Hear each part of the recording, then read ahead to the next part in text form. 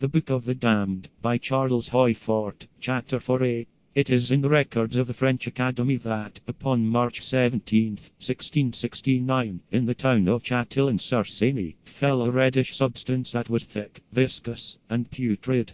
American Journal of Science, Series 1, Volume 41, page 404. Story of the highly unpleasant substance that had fallen from the sky in Wilson County, Tennessee. We read that Dr. Troost visited the place and investigated. Later we're going to investigate some investigations, but never mind that now. Dr. Troost reported that the substance was clear blood and portions of flesh scattered upon tobacco fields.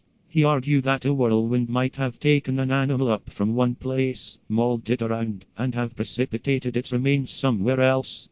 But, in volume 44, page 216 of the journal, there is an apology. The whole matter is, upon newspaper authority, said to have been a hoax by Negroes, who had pretended to have seen the shower, for the sake of practicing upon the credulity of their masters.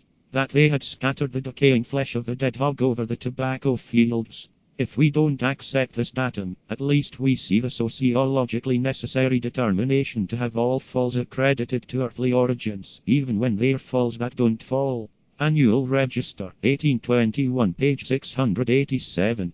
That, upon the 13th of August, 1819, something had fallen from the sky at Amherst, Massachusetts. It had been examined and described by Professor Graves, formerly lecturer at Dartmouth College. It was an object that had upon it a nap, similar to that of milled cloth. Upon removing this nap, a buff-colored, pulpy substance was found. It had an offensive odor, and, upon exposure to air, turned to a vivid red. This thing was said to have fallen with a brilliant light. Also see the Edinburgh Philosophical Journal, Volume 5, page 295. In the Annals de Chimie, 1821, page 67, Monsieur Arago accepts the datum, and gives for instances of similar objects or substances said to have fallen out of the sky, 2 of which we shall have with our data of gelatinous, or viscous matter, and 2 of which I omit, because it seems to me that the dates given are too far back.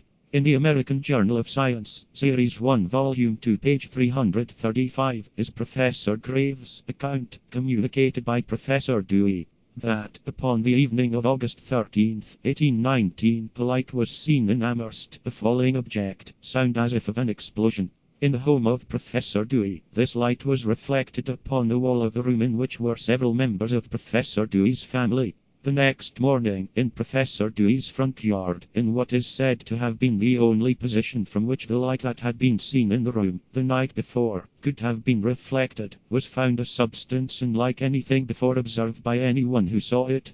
It was a bowl-shaped object, about 8 inches in diameter, and 1 inch thick, bright buff-colored, and having upon it a fine nap. Upon removing this covering, a buff-colored, pulpy substance of the consistency of soft soap was found, of an offensive, suffocating smell. A few minutes of exposure to the air changed the buff color to a livid color resembling venous blood.